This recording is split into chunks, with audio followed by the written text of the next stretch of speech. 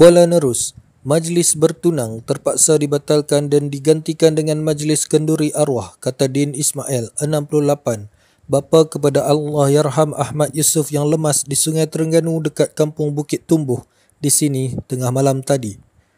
Allahyarham Ahmad Yusof, 24, sebelum ini bakal melangsungkan pertunangannya Sabtu ini. Din berkata, semua persiapan majlis di pihak keluarga perempuan di Kampung Paluh, Kuala Terengganu sudah diatur namun terpaksa dibatalkan. Menurutnya, jenazah anak ke-10 daripada 12 beradik itu disembahyangkan di masjid kampung berkenaan kira-kira 150 meter dari rumahnya dan dikebumikan di tanah perkuburan Islam, Kampung Bukit Tumbuh selepas solat Zuhur.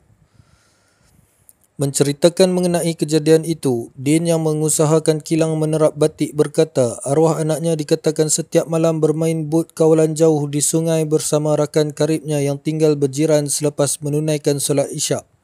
Sudah ajal dia malam tadi sebab malam-malam sebelum ni pun dia pernah bermain bot kawalan jauh bersama rakan karibnya.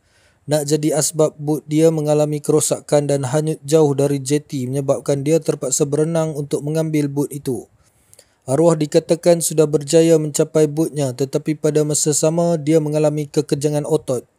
Walaupun sedih dengan pemergiannya yang secara tiba-tiba, namun semua yang berlaku adalah ketentuan Allah.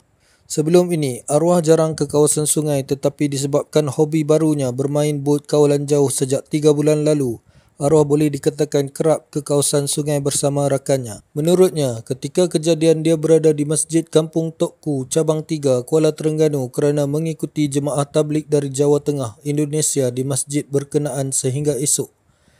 Saya dimaklumkan mengenai kejadian itu oleh rakan anak yang datang ke masjid jam 11 malam selepas gagal menghubungi saya menerusi telefon.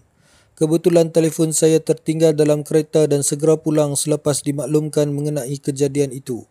Alhamdulillah, syukur kerana mayat anak ditemukan dengan cepat. Kami sangat berterima kasih kepada pasukan bomba dan penyelamat serta lain-lain agensi lain serta penduduk kerana bertungkus lumus mencari anak sehingga mayatnya ditemui, katanya.